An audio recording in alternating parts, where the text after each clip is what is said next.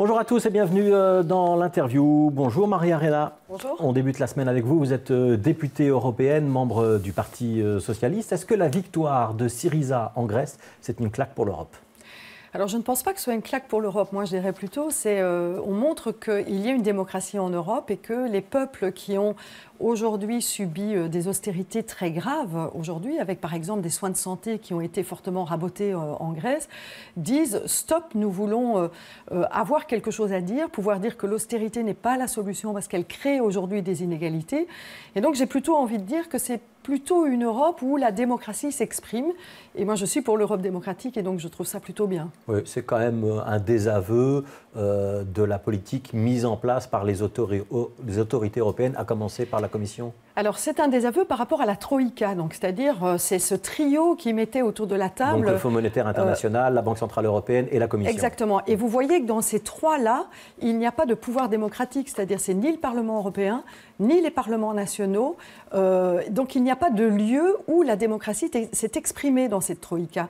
Et donc moi, ce que je demande, c'est que quand il y a des remèdes qui sont appliqués dans un pays, ils soient partagés par les parlements nationaux et par le Parlement européen, ce qui n'était pas le cas de la Troïka. Nous avons dit à plusieurs reprises au niveau du Parlement européen que ce processus n'était pas démocratique, qu'il n'entendait pas les réalités du terrain. Les économistes ont dit, eux, de leur côté, que les mesures beaucoup trop rapides de restructuration de la dette grecque allaient faire des désastres. C'est le cas aujourd'hui.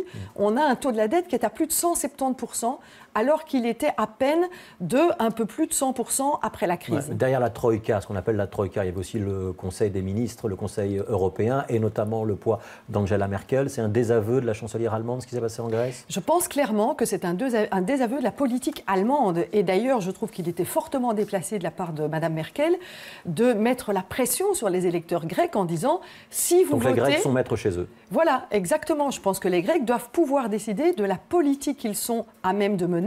Mais en même temps, ça ne veut pas dire qu'il ne doit pas y avoir d'efforts. Ouais. Le nouveau Premier ministre, donc Alexis Tsipras, qui est le leader de Syriza, donc ce mouvement de gauche, il a les moyens d'obtenir quelque chose de l'Union européenne. Il va pouvoir obtenir une renégociation de la dette, des mesures un petit peu moins austères.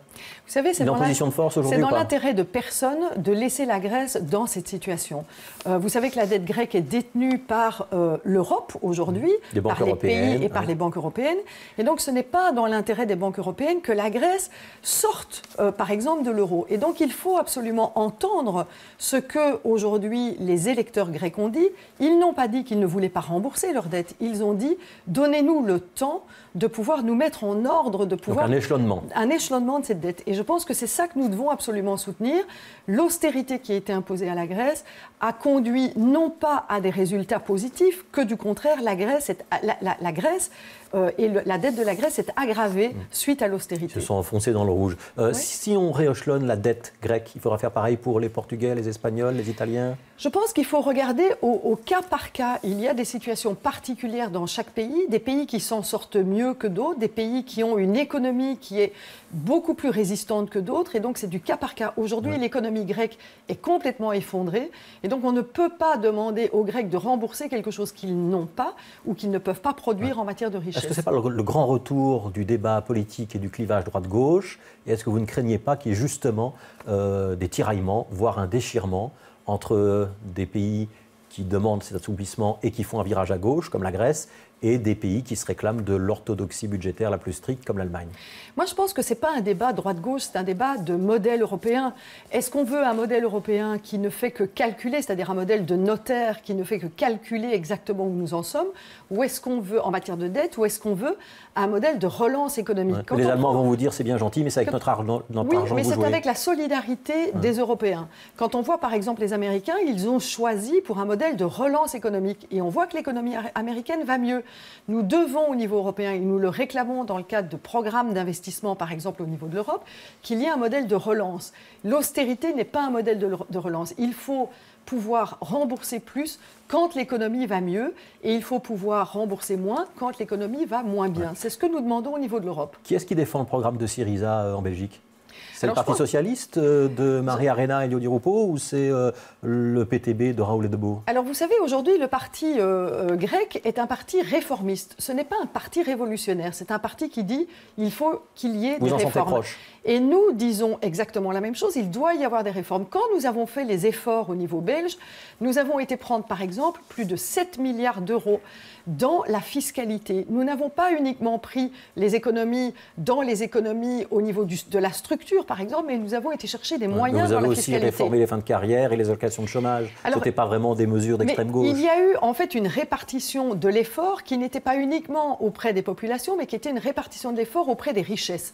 C'est ce que les Grecs demandent aujourd'hui. Ils demandent que l'effort ne soit pas uniquement mis sur les épaules des citoyens, mais que cet effort puisse être pris par une réforme fiscale pour faire payer ceux qui ont profité jusqu'à présent à la fois des embellies, quand il y avait des embellies en Grèce, mais également des périodes qui étaient des périodes beaucoup plus difficiles. Votre partenaire traditionnel, c'était le PASOK, donc le Parti socialiste grec, il a pris une claque. Alors pourquoi le PASOK a pris une claque? Je pense qu'aujourd'hui, les Grecs ont dit « Nous avons eu des partis au pouvoir qui n'ont pas réglé ce problème et donc nous choisissons une alternative ». Ce n'est pas parce qu'ils ne sont pas de gauche, c'est parce qu'ils disent « Nous voulons avoir un parti qui s'est positionné sur l'alternative ». Est-ce que ça ne prouve pas tout ça quand même que les partis sociodémocrates sont en difficulté s'ils ne se réinventent pas? Si les partis sociodémocrates suivent la ligne qui est la ligne donnée par le PPE, par exemple au niveau européen, eh bien entendu, les citoyens seront déçus parce que nous ne les défendons pas correctement. Nous devons absolument défendre un modèle qui les protège. Et l'Europe est là pour cela. Ça veut dire que les partis socialistes européens doivent être plus à gauche que qu'ils sont aujourd'hui ou pas? Je pense qu'aujourd'hui, quand vous voyez la demande du Parti social et démocrate au Parlement européen, nous avons demandé un plan de relance. Nous avons demandé qu'il y ait une lutte contre la fraude fiscale. Nous avons demandé que M. Juncker vienne avec un plan d'investissement. Nous avons demandé qu'il y ait des indicateurs sociaux par rapport au semestre européen. C'est ce que le Parti socialiste et démocrate demande. Nous ne l'obtenons pas toujours parce que nous avons un parti PPE en face, qui est donc le premier parti, les chrétiens-démocrates, qui sont les chrétiens-démocrates et qui sont le premier parti au niveau du Parlement européen. Donc nous devons continuer notre lutte. J'ai une question pour vous de Olivier de Ruine qui vous demande sur Twitter, puisque vous êtes élu au Parlement européen, ce que vous faites pour lutter contre le traité entre l'Europe et les États-Unis. Est-ce que vous êtes d'accord notamment avec un rapport d'un socialiste qui semble être en faveur de ce fameux traité transatlantique?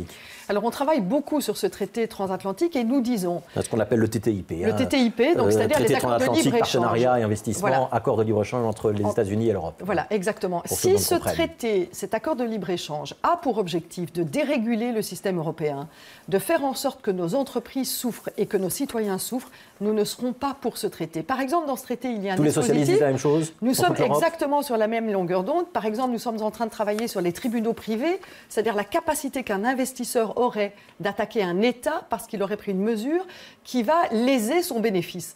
Eh bien, nous disons, si ce dispositif existe dans le traité transatlantique, nous ne voterons pas le traité. Alors, j'ai une dernière question sur la Grèce. On voit que Syriza va s'allier avec la droite nationaliste. C'est le danger potentiel d'un repli des Grecs sur eux-mêmes? Alors, je pense que là, c'est vraiment un mauvais message, effectivement, qui pourrait être donné. C'est-à-dire, c'est le repli sur soi plutôt que la construction européenne. J'ai entendu Syriza dire « Nous ne sommes pas contre l'Europe, nous voulons une Europe sociale ». Ça, c'est un discours qu'on peut entendre. Par contre, quand on s'allie avec l'extrême droite ou les nationalistes, eh bien là, on a un discours qui est un discours du repli, de l'euroscepticisme.